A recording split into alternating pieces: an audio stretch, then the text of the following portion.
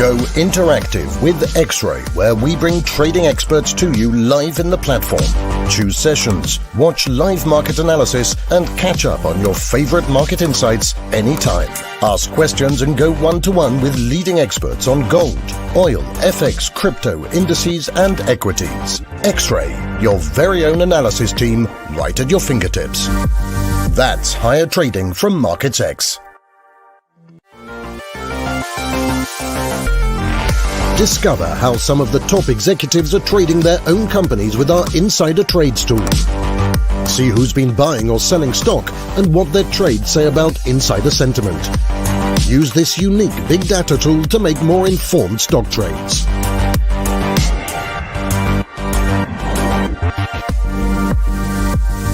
That's higher trading from MarketsX.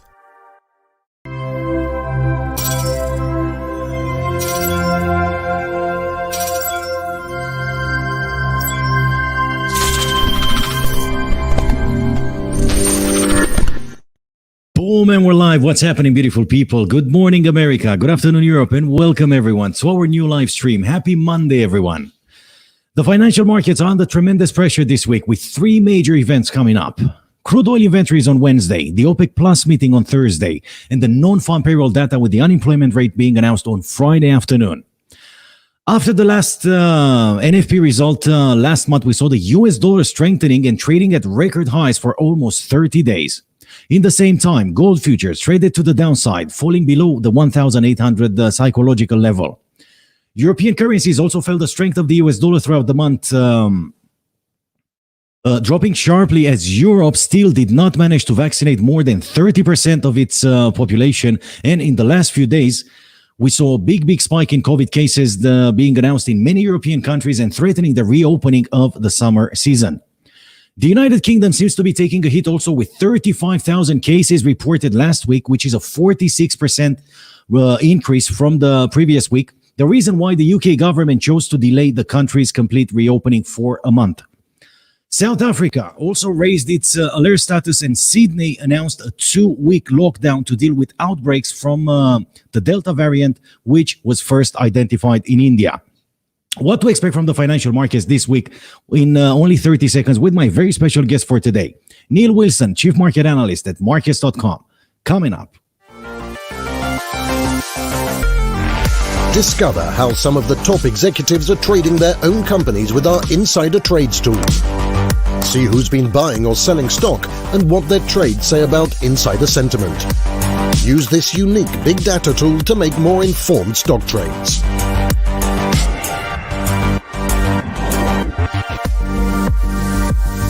That's higher trading from MarketsX. Right, and as promised, Neil Wilson, everyone. Neil, good afternoon and welcome. How are you? Afternoon. Yeah, very well, thanks, Andrew. How are you? I'm good. It's been a while since I didn't see you. How have you been? How are things? Yeah, it's all good here. We're just about out of the worst of it in the UK with COVID. So hopefully, fingers crossed for July 19th now, and we'll all be back to normal. So yeah, things are progressing not too bad here. But you know, the markets are in this kind of funny kind of phase at the moment. I think we're just all seeking a bit of direction at the moment. And it's only Monday. I was shocked when I read the news over the weekend of the spike in COVID cases in UK and the EU. Could we say at this stage that the summer season is compromised, or it's still too early?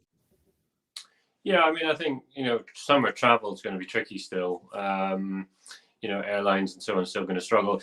I think people that double jab maybe be able to fly quite easily, but it's not going to be the same as 2019. I think what seems to be clear from the evidence in the UK, despite there's a sharp rise in cases, but it's chiefly among young people. They're not being hospitalized and anything like the numbers that we've seen in the past, and he's actually seeing a bit of a flattening in the sort of rate of change of new cases. So the acceleration in new cases is slowing down, and there's just not been the sort of pickup in deaths or hospitalizations that we've seen in previous waves. So hopefully July 19th, fingers crossed. Right. It is serious what's happening because the Delta variant is way more dangerous than the other ones. And fingers crossed and thank God, a lot of people got vaccinated already. That's why I think this time is a bit easier. But what will happen with the economies if we skip this summer too, Neil? Do you think is there enough sustainability from the central banks for another COVID wave? Yeah, I mean, certain sectors of the economy is going to get hit hard. I think you lose. You'll cause permanent scarring. The more sort of lockdowns that there are, the more scarring there is in certain sectors in particular. I think overall the economy is pretty resilient now to COVID. We've sort of worked out a way of dealing with it economically, and businesses could still operate, except for a few, and it's sort of hospitality and theatres and so on that are struggling, and that's where the deepest scarring might be if there's more problems. But the data suggests that the data and what the government's saying is that we're going to be living with COVID. We just have to accept that there's going to be several thousand deaths every year. That's part and parcel of life. You have to get on with it. It is very tricky what's happening because we saw many people rejecting the vaccine after they saw many other people dying from the vaccine. So basically, people will have to take a chance right now. Should I get vaccinated and risk something, or should I not get vaccinated and risk the same thing? It's very difficult to see what's going to happen. Right, fingers crossed for now, and hope for the best. And this is basically the best we can do right now. Right, let's get to other exciting stuff. This morning, the front line of the news was that the FCA, the Financial Conduct Authority, where is the news? There it is. Let me bring it on the screen. There we go. So, Financial Conduct Authority banned one of the most famous crypto exchanges, Binance, from offering CFD services to its residents, if I understood correct. So, apart from purchasing cryptos, UK residents are not allowed to speculate on Binance trading platform. Does that apply to more CFD providers in the UK or just Binance, Neil? So I think the story's been maybe it's a bit confusing. I think so. The FCA is basically reaffirmed that Binance Markets Limited, its UK entity, is not allowed to offer derivatives or any kind of trading services or any regulated trading activity. But there's already an FCA ban on crypto derivatives anyway, so it's irrelevant really in the crypto thing. And people can still buy and sell and hold actual cryptos, physical, if you like, cryptos, on Binance.com. It's still from the UK. So this is really a statement about the Binance Markets Limited and the failure of Binance to comply with certain regulatory documents it's supposed to have filed by now, in order to allow its UK division to operate. So it's I guess it's a warning signal from the FCA that it's not very happy with some of these exchanges, and really it also the FCA is still working out how it plans to deal with cryptocurrencies long term. So at the moment, this just applies to this UK regulated business. UK was not the only watchdog picking on Binance. We saw Japan warning last week for the second time in 3 years. Ontario, Canada basically made them withdraw from the region over the weekend. Why do you think regulators are clamping down so hard on Binance or a lot of crypto exchanges, let's say? Well, I think, as it progresses and it becomes more of a mainstream product, if you like, then the more the regulator is duty bound to have an interest in for the reasons of financial stability and so on, and protecting consumers. So I think you're just going to see more and more of this, and I think you're going to see more restrictions come into play. And like I say, you're not able to trade derivatives of Bitcoin or any other crypto in the UK right now. And that was done, I think, last year or the year before. So there's already quite a tough regime, and I think you're going to see an increasingly tough approach from regulators. And what does that mean for Bitcoin in your opinion? More demand, or we might see a big meltdown in the crypto sphere? Yeah, so it's hard with the whole regulatory thing. You do see movement. You might see a movement in the price after, say, China announces that it's going to stop mining or whatever. You do see, or it's told banks to not facilitate any transactions in Bitcoin or other crypto, and you do see some movement off the back of that. But longer term, I think it's a sign that the whole space is going to become much more tightly regulated, and it's going to be increasingly tough, I feel, for people to move their crypto wallet, their accounts into real money, into dollars, yen, pounds, sterling, whatever, without paying a hefty sort of fee or much higher capital gains tax, whatever. There's already taxation issues with it, which makes it could be quite expensive, even if you've lost money. So I think you're just going to see more and more of that, and it's going to be tough to transfer the money back. It's very tough it's very difficult to ban Bitcoin, obviously. Yeah. That's the thing. You can't stop it as such, but what you can do is make it very difficult for people to realize gains and make transfers along, more traditional, using, facilitated by the big banks or whatever. So I think you just see a tougher space, and maybe that's just going to push it back towards the fringes of this financial world. But it's becoming more mainstream, but I think it's going to get squeezed out to the fringes again. Yeah, it was a lot of the FOMO factor that contributed, and then we saw the rich people taking the stage and literally playing with the price of Bitcoin with the good old tweets. But anyway, it is what it is. How are things at markets.com, Neil? Can people still trade cryptos on your trading platform as CFDs? Yes, if you don't live in the United Kingdom, or maybe there's one or two other countries, I'm guessing, as well. But yeah, across Europe, I think it's still most countries in the European Union, you can, other regulated spaces that we operate in, I think it's still generally able to trade on cryptos here. I think we've got about 25 different cryptos. So yeah, you have all going strong. A lot of cryptos on your trading platform. This is what I like a lot about your trading platform, and of course the X-Ray, where I get to see you every day.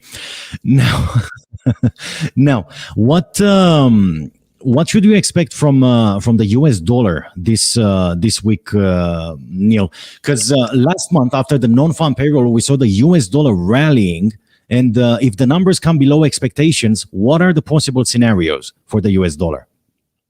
So it's quite an interesting setup, I think, because you've got this sort of balance to be struck between the employment numbers and the inflation numbers, and you need it's rather like watching a race, and you need the employment numbers to be slightly maintaining a lead, if you like, over the inflation numbers, so that the Fed can start tightening sooner, really. Now, Fed tightening sooner means, good for the dollar. So I think really what you're looking at is, as long as employment numbers are creeping higher, or not creeping higher, but going higher along with expectations, it should support the dollar going forward, because we've got this sort of narrative now that the Fed is going to tighten within a year or two. It's just a question of timing, and that timing will depend on how quickly the jobs are being created, because it's no longer saying that we're not, it's now worried about inflation a little bit. And so you've got this sense that as long as the employment numbers are ahead of the inflation numbers, then the Fed can tighten and do so safely.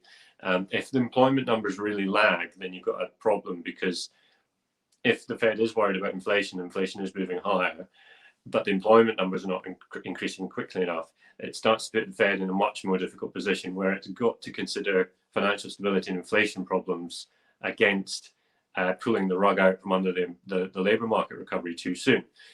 So it's a complicated picture, I think, and the market will read above forecast or below forecast print, probably with the usual kind of knee-jerk move that's then faded and then goes in the other direction. But I think net a less than expected keeps the Fed easier for longer, and that's bad for the dollar. Higher than expected jobs print keeps the Fed able to tighten sooner, and that's good for the dollar. Yeah, they will probably tighten sooner. All the signs are pointing that way. Now, we have another thing going on this week, which is quite big, that might mean more to the US dollar than the non-farm payroll data. How much does the infrastructure deal weigh on the US dollar direction for the week, Neil? More or less than the NFP? Yeah, I think probably an infrastructure deal is it's wrong to say maybe fully priced in, but I think the market's been waiting for this for a long time, and we sort of know that there's something coming, a bipartisan deal that can go ahead without the Democrats' tax and spend deal being signed at the same time is good probably for the dollar, just because you don't really, if you're a dollar bull, you'd prefer that they didn't spend as much, the deal itself, the infrastructure deal itself, is not so massive either that people are too worried about it now, because it's been sort of well sort of signposted to now. So I think as long as it goes ahead, it keeps the dollar on an even keel. If there's a problem, if it all breaks down again, then you could arguably see a little pop in the dollar, just because it means less spending. Right, I'm with you. So overall, for the week, we might be looking at a stronger dollar, and the weaker euro and the pound. Well, right? It all depends on those non-farm payroll numbers. So you need to get into the nitty-gritty detail of what's been happening over the last few weeks with the employment numbers, and whether or not that 700,000 consensus estimate is accurate, and I worry that it's going to be a bit short of that. Yeah, I'm probably on the same side with you on this one, because we saw a big spike. I mean, if we're going to see another positive one and another positive one, it will make the US dollar very expensive, and that's not good for imports, right? Yeah. Weakens commodity. It makes it all a bit tough. Yeah. Yeah, I mean, we saw the previous U.S. president lobbying for a weaker dollar for months and months and months. So let's see what's going to happen. Right, Neil, thank you ever so much for today. I'll try and see Thursday if you're not too busy, one day ahead of the non-farm payroll data, and by then probably we're going to have a clearer direction of the markets. Perfect. Okay. Thanks, Andrew. Thank you for today, and I'll see you on Thursday, Neil. Thank you so much. Fingers crossed. Right, ladies, gentlemen, traders, don't go anywhere. We're going to come back in a few minutes with my other very special guest all the way from Cape Town, South Africa. So stay tuned. Don't go anywhere. We're coming back live in a minute or so with my guest from South Africa. And we're going to pick on the situation on South Africa, the South African rand versus the US dollar, and other news that comes out from South Africa. Stay tuned.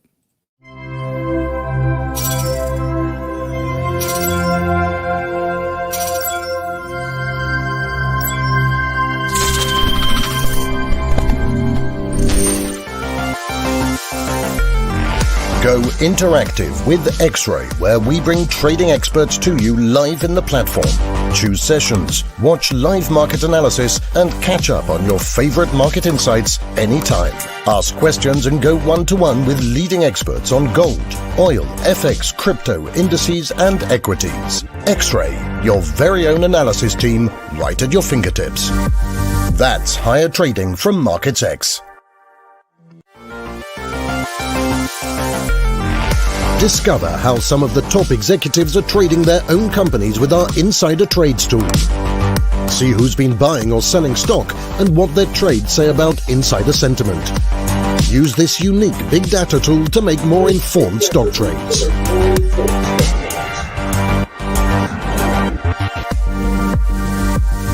That's higher trading from MarketsX.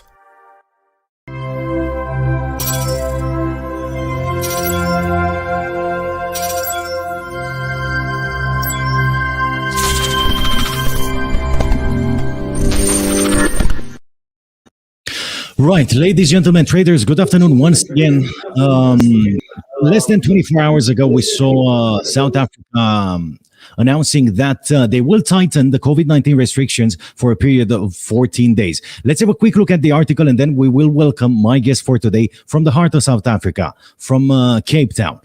So on June 27, Reuters reported that South Africa will tighten the COVID-19 restrictions for 14 days as current containment measures are insufficient to cope with the speed and scale of the new infections. President Cyril Ramaphosa said on Sunday.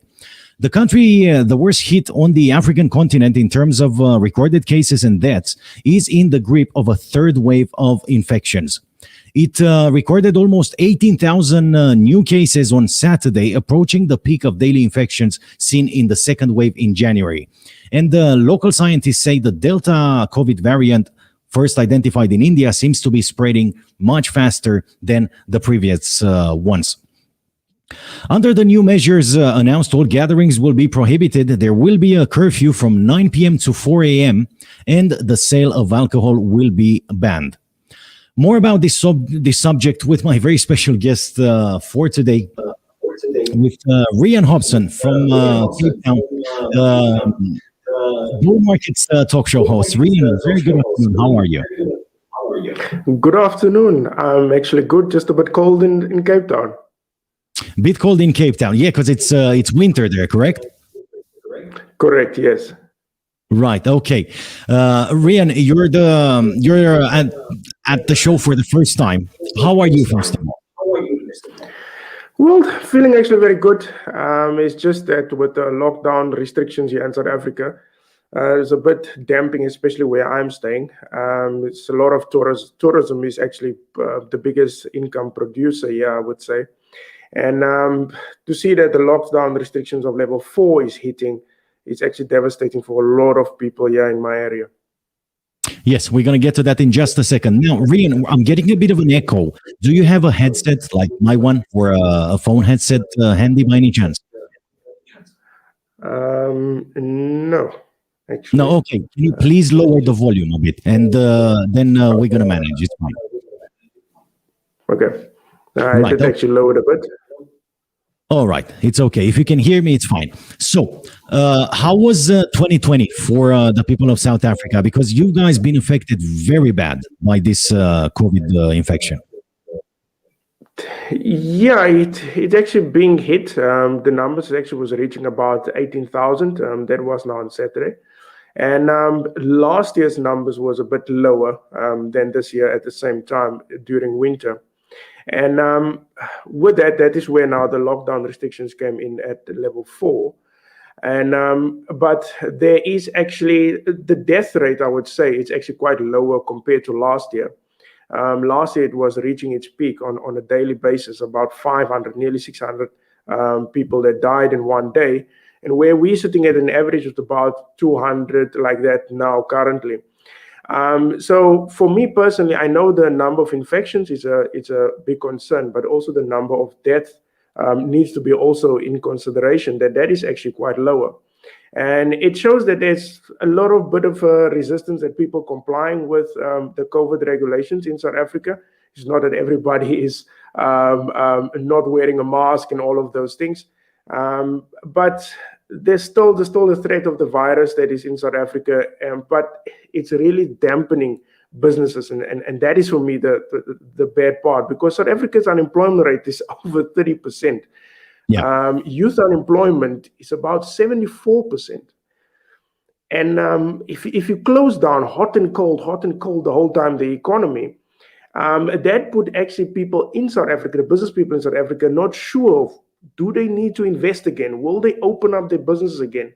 And you could see actually there was the latest statistics, I think it was last week, where they said that businesses don't actually borrow money to expand their businesses anymore. And even foreign investments is actually also down. So all of those things is having a very negative impact for South Africa, and especially for the leisure and hospitality industry. True. How is the government helping businesses, Rian? That's a very good question. There are plans in place, but it doesn't hit the ground. And there was sounds of they will give COVID relief, especially for the hospitality industry. But if you ask people on the ground, then that is not the case. There are people that are waiting for months for money or grants from the government, and it's not hitting the ground. And I mean, just I would say about 10 kilometers away from me, there's a restaurant that goes on sale. This morning, there was also someone that sells. He's actually where he has, I would say it's like condos where he has, and with a beautiful place where they can have weddings and all of those things. That also go up to sale this morning.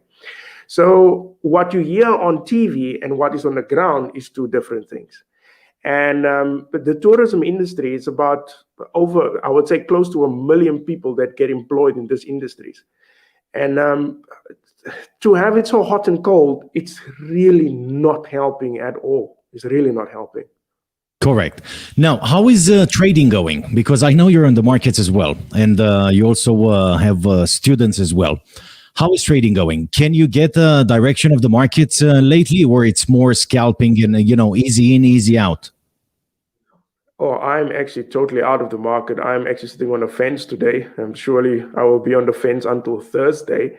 It's just that the market for me, there's no news, much important news that come through besides the Delta variant. I would look more for news on Thursday, maybe for the NFP, but for this week, I would say no. No, you don't want to enter the market. All right. Now, question. Let's have a quick look at the South African rand. There we go. Yeah. USD ZAR on the screen. 14.2370 for the South African rand today. Yeah, we saw the US dollar weakening a bit versus the South African rand. Now, you say the economies are not picking up. Yeah. What would be a good exchange rate for the USD rand right now? I would say definitely at around 1550. That would be a fair exchange rate for the rand.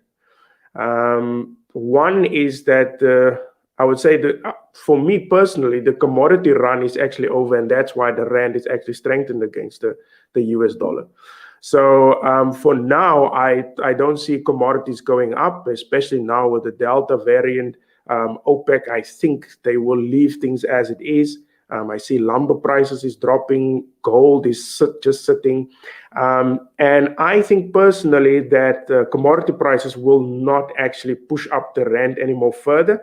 And I think the rally for the rand is basically done. And I think for fair value, I would say at about 1550.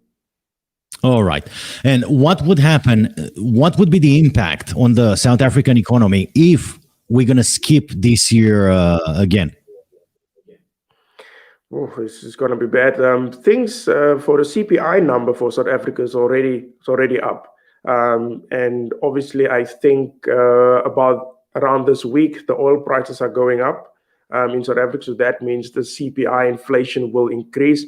That we need to pay more. The pump food prices, which already been hitting hard, and on top of that, you have a huge unemployment number, which is actually quite weird. Normally, with high unemployment, you get lower inflation, but in South Africa, we have high inflation and high unemployment, which is really not a good situation. For South Africans, it's going to be difficult. Especially at the pump and also to buying food and those type of things. Right. Okay. Let's get back to the US dollar and the economic calendar. On Friday, we're going to have the non-farm payroll data coming out. Consensus is expecting 690,000 jobs to be added versus the 559,000 last month. We're looking at 580,000 versus 492,000 for the private non-farm payrolls, and the unemployment rate is also expected to drop 1 basis point from 5.8% to 5.7%. What's your take on the numbers? I mean, does that sound realistic, the 690,000 jobs? That is a very good question. 600,000 sounds a bit unrealistic for me. I expect maybe another 200,000 or 300,000 job, not a big number of 700,000, 690. not with the job claims number that are jumping. Then you see 400, then you see 300, and then you have also other problems that come in, like the airline in United States that were Yes. cutting people's jobs. So, and you have the supply strain problem that's going on. So I think 700 number is a bit of a fairy tale story for me. Maybe I'm wrong. Right. No, I'm on the same side. Neil was saying more or less the same thing a few minutes ago. So apparently, all three are on the same side. 690,000 jobs might be a bit too much to expect from the markets in June. Now, it's going to be a funny one because in the same time with the NFP release, we're going to have the ECB president, Christine Lagarde, holding a press conference. And it's gonna destabilize a bit the volatility that might be created by the US dollar versus the euro. Are you gonna trade at all this week? Are you gonna try and get on the markets at least on Friday? Oh yeah, definitely. Unless the NFP number is a surprise, if I say like it's 300,000, that number comes out. And I think the wage number will also maybe increase due to supply strains. Wages may go up.